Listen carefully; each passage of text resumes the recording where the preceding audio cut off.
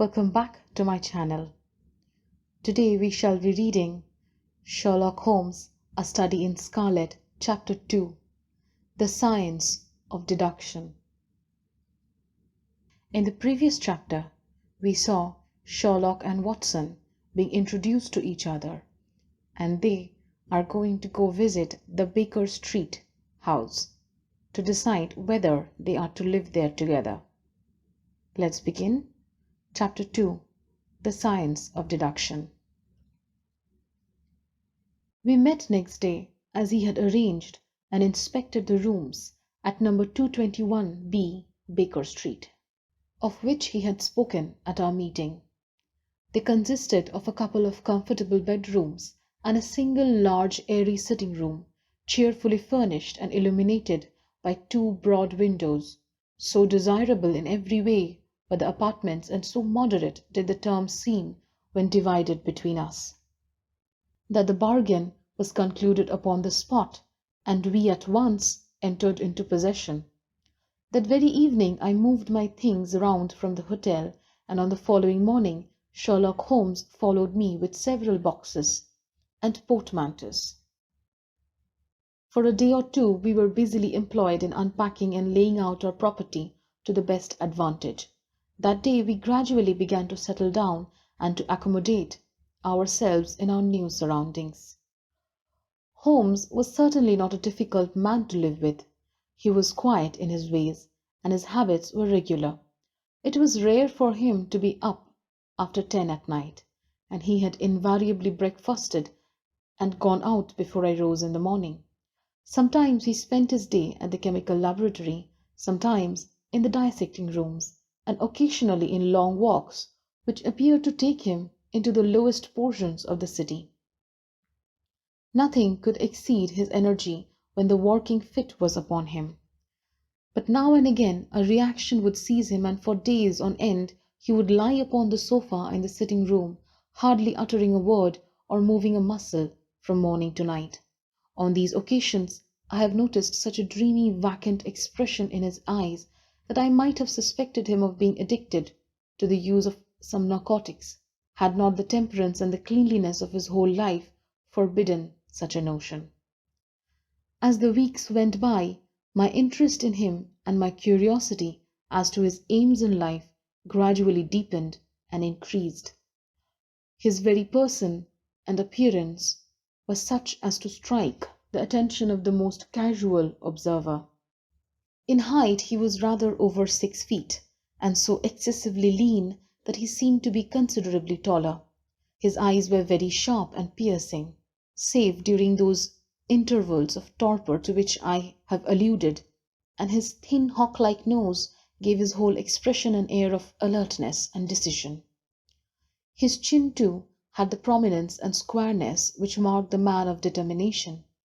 His hands were invariably bloated with ink and stained with chemicals, yet he was possessed of extraordinary delicacy of touch, as I frequently had occasion to observe when I watched him manipulating his fragile philosophical instruments. The reader may set me down as a hopeless busybody when I confess how much this man stimulated my curiosity, and how often I endeavoured to break through the reticence which he showed on all that concerned himself. Before pronouncing judgment, however, be it remembered how objectless was my life, and how little there was to engage my attention. My health forbade me from venturing out unless the weather was exceptionally genial, and had no friends who could call upon me and break the monotony of my daily existence. Under these circumstances, I eagerly hailed a little mystery which hung around my companion, and spent much of my time in endeavouring to unravel it. He was not studying medicine. He had himself, in reply to a question, confirmed Stamford's opinion upon that point. Neither did he appear to have pursued any course of reading which might fit him for a degree in science, or any other recognized portal which would give him an entrance into the learned world. Yet his zeal for certain studies was remarkable, and within eccentric limits his knowledge was so extraordinarily ample and minute that his observations had fairly astounded me. Surely no man would work so hard or attain such precise information unless he had some definite end in view. Desultory readers are seldom remarkable for the exactness of their learning. No man burdens his mind with small matters unless he has some very good reasons for doing so. His ignorance was as remarkable as his knowledge. Of contemporary literature, philosophy, and politics, he appeared to know next to nothing. Upon my quoting Thomas Carlyle, he inquired in the naivest way who he might be and what he had done. My surprise reached a climax, however, when I found incidentally that he was ignorant of the Copernican theory and of the composition of solar system. That any civilized human being in this 19th century should not be aware that the earth travelled round the sun appeared to me to be such an extraordinary fact that I could hardly realize it. "You appear to be astonished," he said, smiling at my expression of surprise. "Now that I do know it, I shall do my best to forget it." "To forget it?" "You see," he explained, "I consider that a man's brain originally is like a little empty attic, and you have to stock it with such furniture as you choose. A fool takes in all the lumber of every sort that he comes across, so that the knowledge which might be useful to him gets crowded out, or at best is jumbled up with a lot of other things, so that he has a difficulty in laying his hands upon it. Now the skilful workman is very careful indeed as to what he takes into his brain attic. He will have nothing but the tools which may help him in doing his work, but of these he has a large assortment, and all in the most perfect order. It is a mistake to think that little room has elastic walls and can distend to any extent. Depend upon it, there comes a time when for every addition of knowledge you forget something that you knew before. It is of the highest importance, therefore, not to have useless facts elbowing out the useful ones." "But the solar system?" I protested. "What the deuce it is to me?" he interrupted impatiently. "You say that we go round the sun. If we went round the moon, it would not make a pennyworth of difference to me or to my work." I was on the point of asking him what that work might be, but something in his manner showed me that the question would be an unwelcome one. I pondered over our short conversation, however, and endeavoured to draw my deductions from it. He said that he would acquire no knowledge which did not bear upon his object. Therefore all the knowledge which he possessed was such as would be useful to him. I enumerated in my own mind all the various points upon which he had shown me that he was exceptionally well informed. I even took a pencil and jotted them down. I could not help smiling at the document when I had completed it. It ran in this way: Sherlock Holmes, his limits. Knowledge of literature, nil. Knowledge of philosophy, nil. Knowledge of astronomy, nil. Knowledge of politics, feeble. Knowledge of botany, variable. Well up in belladonna, opium, and poisons generally. Knows nothing of practical gardening. Knowledge of geology, practical but limited. Tells at a glance different soils from each other. After walks has shown me splashes upon his trousers and told me by their colour and consistence in what part of London he had received them. Knowledge of chemistry, profound. Knowledge of anatomy, accurate but unsystematic. Knowledge of sensational literature, immense. He appears to know every detail of every horror perpetrated in the century. Plays the violin well. Is an expert single-stick player, boxer, and swordsman. Has a good practical knowledge of British law. When I had got so far in my list, I threw it into the fire in despair. If I can only find what the fellow is driving at, by reconciling all these accomplishments and discovering a calling which needs them all, I said to myself, I may as well give up the attempt at once. I see that I have alluded above to his powers upon the violin. these are very remarkable, but as eccentric as all his other accomplishments. That he could play pieces, and difficult pieces, I knew well, because at my request he has played me some of Mendelssohn's Lieder and other favourites. When left to himself, however, he would seldom produce any music or attempt any recognized air. Leaning back in his armchair of an evening, he would close his eyes and scrape carelessly at the fiddle which was thrown across his knee. Sometimes the chords were sonorous and melancholy. Occasionally they were fantastic and cheerful. Clearly they reflected the thoughts which possessed him, but whether the music aided these thoughts or whether the playing was simply the result of a whim or fancy was more than I could determine. I might have rebelled against these exasperating solos had it not been that he usually terminated them by playing in quick succession a whole series of my favourite airs as a slight of compensation for the trial upon my patience. During the first week or so he had no callers, and I had begun to think that my companion was as friendless a man as I was myself. Presently, however, I found that he had many acquaintances, and those in the most different classes of society. There was one little sallow rat-faced dark-eyed fellow who was introduced to me as Mr. Lestrade, and who came 3 or 4 times in a single week. One morning a young girl called fashionably dressed, and stayed for half an hour or more. The same afternoon brought a grey-headed seedy visitor looking like a Jew pedlar, who appeared to me to be much excited, and who was closely followed by a slipshod elderly woman. On another occasion an old white-haired gentleman had an interview with my companion, and on other a railway porter in his velveteen uniform. When any of these nondescript individuals put in an appearance, Sherlock Holmes used to beg for the use of the sitting-room, and I would retire to my bedroom. He always apologized to me for putting me to this inconvenience. "I have to use this room as a place of business," he said, "and these people are my clients." Again I had an opportunity of asking him a point-blank question, and again my delicacy prevented me from forcing another man to confide in me.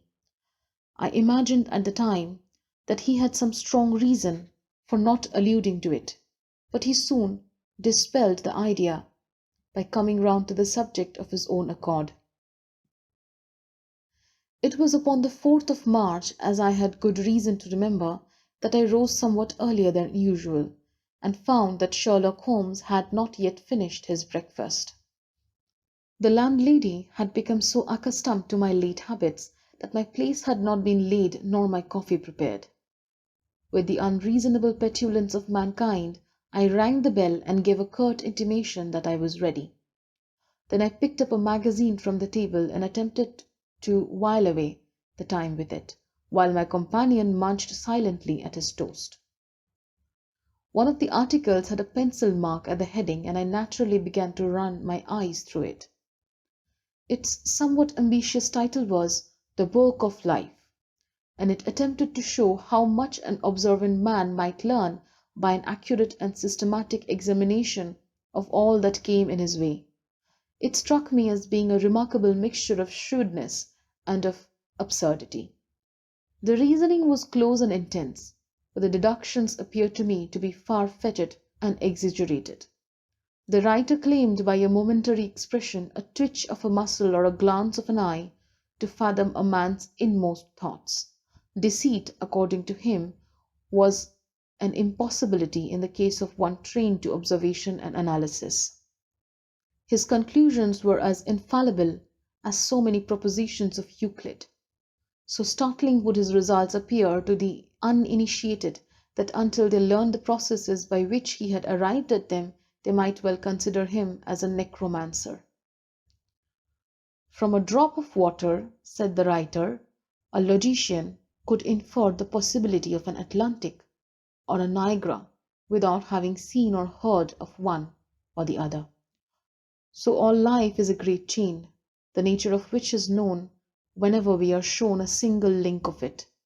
Like all other arts, the science of deduction and analysis is one which can only be acquired by long and patient study, nor is life long enough to allow any mortal to attain the highest possible perfection in it.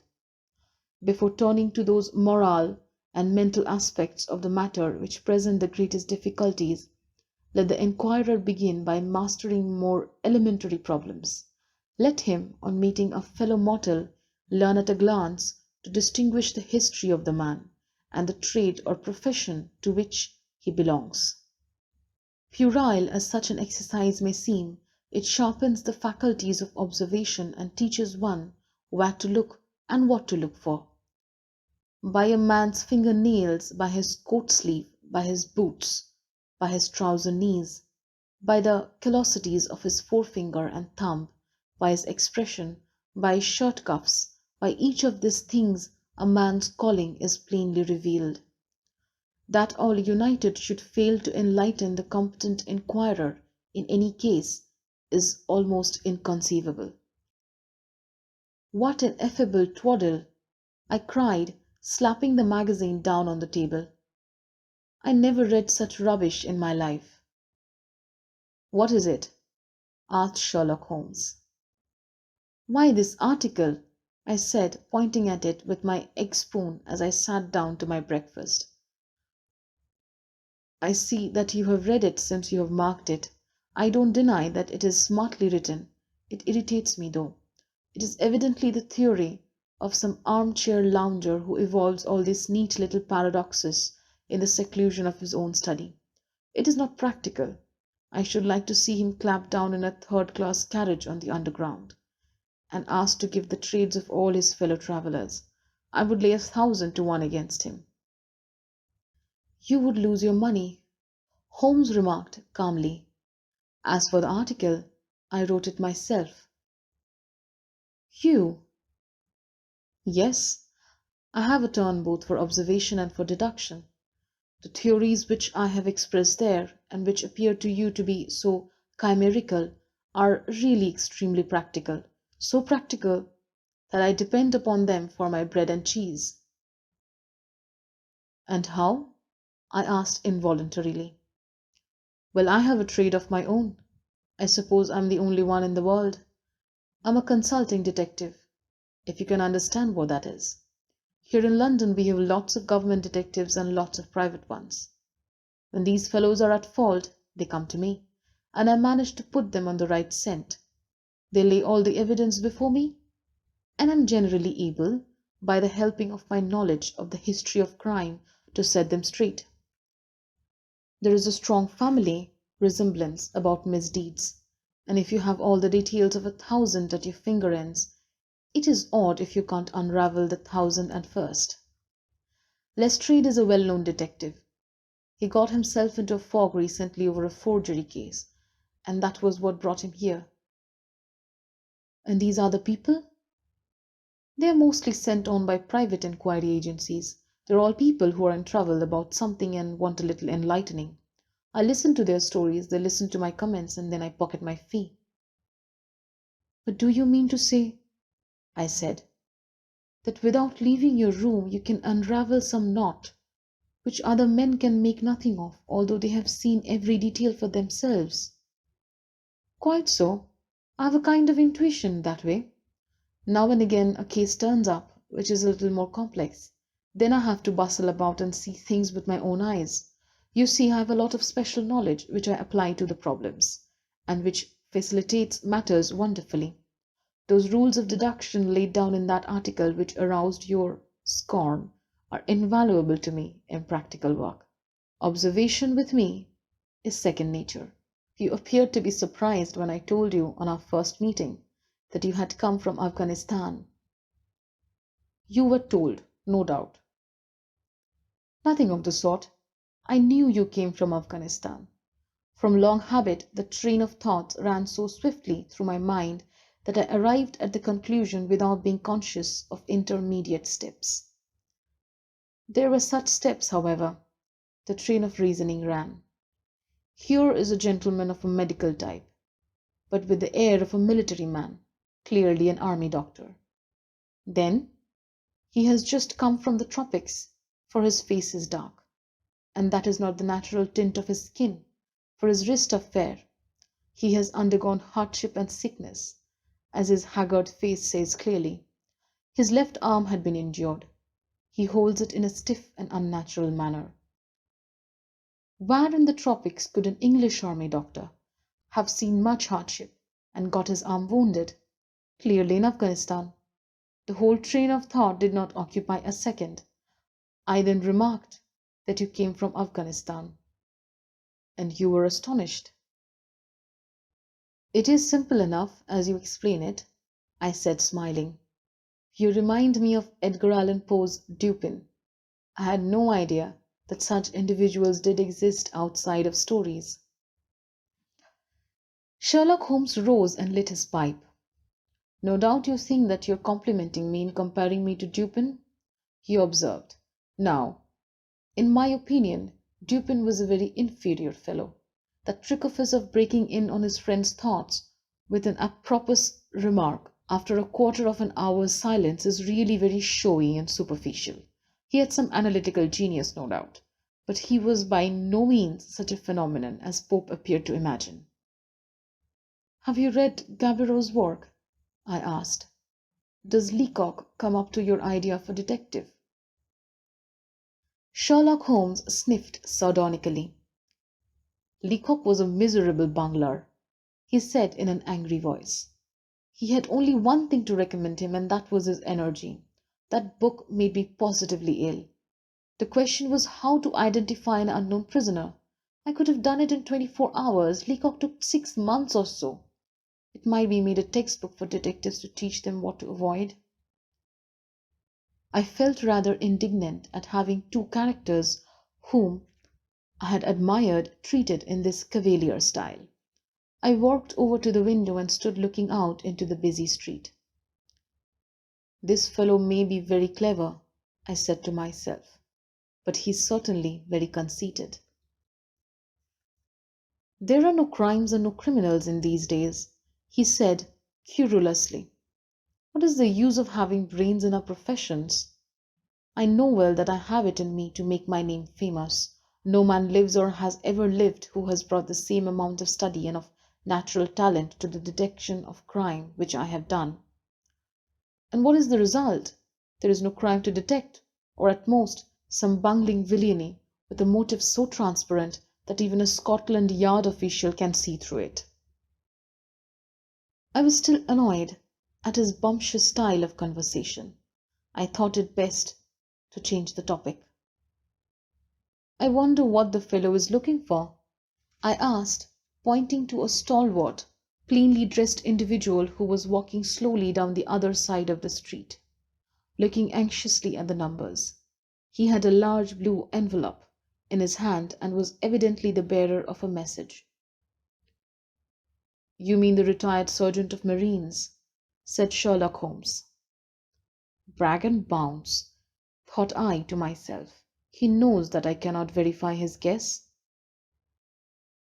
The thought had hardly passed through my mind when the man whom we were watching caught sight to the number on our door and ran rapidly across the roadway. We heard a loud knock, a deep voice below, and heavy steps ascending the stairs. For Mr. Sherlock Holmes, he said, stepping into the room and handing my friend the letter. Here was an opportunity of taking the conceit out of him. He little thought of this when he made that random shot. May I ask, my lad, I said in the blandest voice, what your trade may be? Commissionaire, sir, he said gruffly, uniform away for repairs. And you were? I asked with a slightly malicious glance at my companion. A sergeant, sir, Royal Marine Light Infantry, sir. He then looked at Sherlock and said, No answer? Right, sir. He clicked his heels together, raised his hands in salute, and was gone.